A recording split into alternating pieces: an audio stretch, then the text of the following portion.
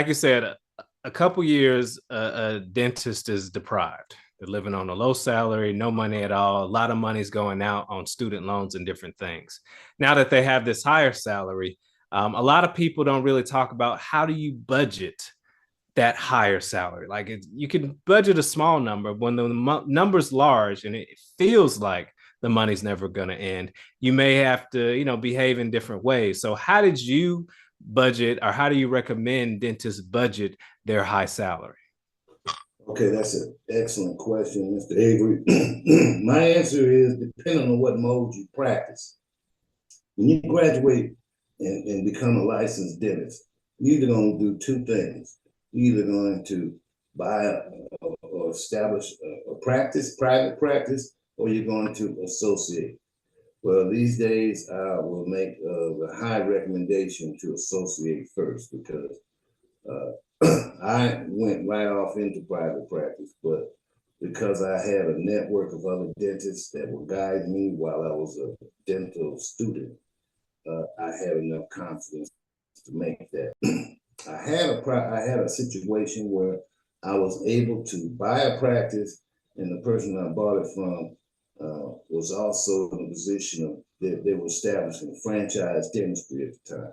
So I bought a practice, but they also gave me a job at the same time. So that enabled me to be in a hybrid position where I could build my practice, but I was getting income. Because if you set up a practice and you're not buying an existing practice, then you've got to wait for your brand to be established, which can take 3 to 5 years.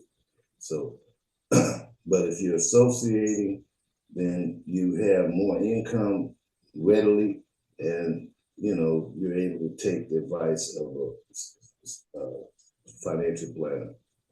Otherwise, if you're in a private practice situation, what's going to happen is you're going to find that the expenses get real expensive real quick. And, sometime until, reality is sometimes, even though you might be making a lot of money, the expenses may come too high.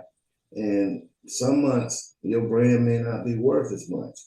Okay, so you may have months where you might be slow, and then there's external factors like, I remember the financial crisis of 2008. I was established dentist, but everything, there was a credit freeze, everything freezed, and patients didn't show up because everybody's money was funny. Well,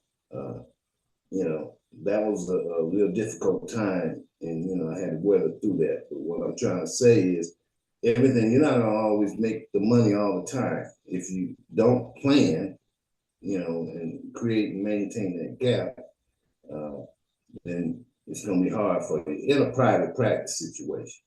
And it's kind of hard if you're going straight private practice to establish enough for you to have enough income to, plan for the future. But if you have an associateship, you're more able to do that quickly. But you must have a certified financial planner. I have to tell you that. So take it from somebody who's been in business 40 years. Get that CFP, that certified financial plan, so they can give you that advice that you don't know, because as a newly licensed dentist, you're a financial imbecile. You don't know nothing. You just know that you have a capability to make money. If you've been inspired to leverage your practice to create financial freedom, please schedule a consultation with Deasil Wealth Management. The legacy you dreamed of is a 15-minute phone call away from becoming a reality. Teach me something, Uncle Money.